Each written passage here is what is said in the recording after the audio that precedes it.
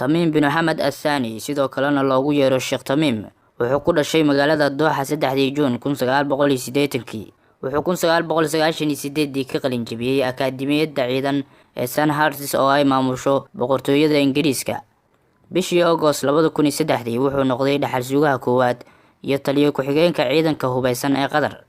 25 Juun 2003 asigoo ah 33 jir ayuu noqday amiirka Qatar kadib markii uu aabihiis ka tanaasulay kursiga, sidoo kalena ku baaqay in la mubaayaco wiilkiisa. Asigoo awood ka helaya hooyadiis Moza bintu Nasir Al-Misni, wuxuu si degdeg ah ula wareegay xilal muhiim ah sida taliyaha ciidanka, madaxa sare ee dhaqaalaha maalgashiga iyo madaxa lajnada sare ee mashaariicda iyo dhaxalka. Sidoo kale wuxuu noqday madaxa ugu sareeya golaha amniga dalka iyo xubin ka mid ah lajnada ciyaaraha Olombikada, asigoona Qatar ku hogaamiyay in koobka adduunka lagu qaban doono 2022. Tamiim bin Mohamed ma uusan ahayn dhaxal sugaha koowaad ee saxda ah, maxaa yeelay waxaa ka weyn Jasim bin Mohamed oo ay isku aaba yihiin oo kaliya. Wiilkan ka weyn mar ayaa laga dhigay dhaxal sugaha koowaad, balse Mohamed waa uu ka laabtay go'aankaas oo wuxuu 2003 ka dhigay dhaxal sugaha koowaad amiirka Qatar ee haatan. Aabihiis Mohamed wuxuu xilka kula wareegay 1995 Afgambi aan dhiig ku daadan, waxayna markaasi kadib isku bedeshay dowladan yar isha gaaska dareere ee caalamka.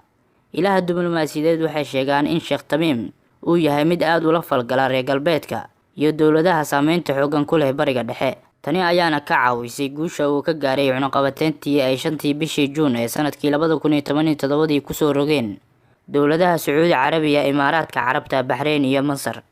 Wuxuu guursaday 3 dumar. 2005 wuxuu la aqal galay Jawahir oo ah gabar uu dhalay Hamad bin Suhaim Al-Thani, waxayna u dhashay 3 caruur. Sidoo kale wuxuu 2009 guursaday Anud bintu Mana Al-Hajri iyadoona u dhashay 3 caruur. 2014 wuxuu guursaday Noura bintu Hathal Ad-Dawsari, waxayna u dhashay 1 wiil. Waxa uu dheer luqadda Carabiga, luqadaha Faransiiska iyo Ingiriiska. Hantidiisa u qaaska uu haystana waxaa lagu qiyaasaa 2.7 bilyan oo dollar.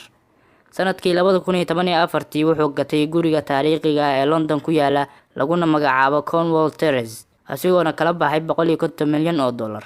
Tamiim waa boqorkii ugu daada yaraa ee xilka la wareega taariikhda Khaliijka, wuxuuna la yimid diblomaasiyad sareysa oo ay kula coloobeen duqowda Khaliijka ka talisa.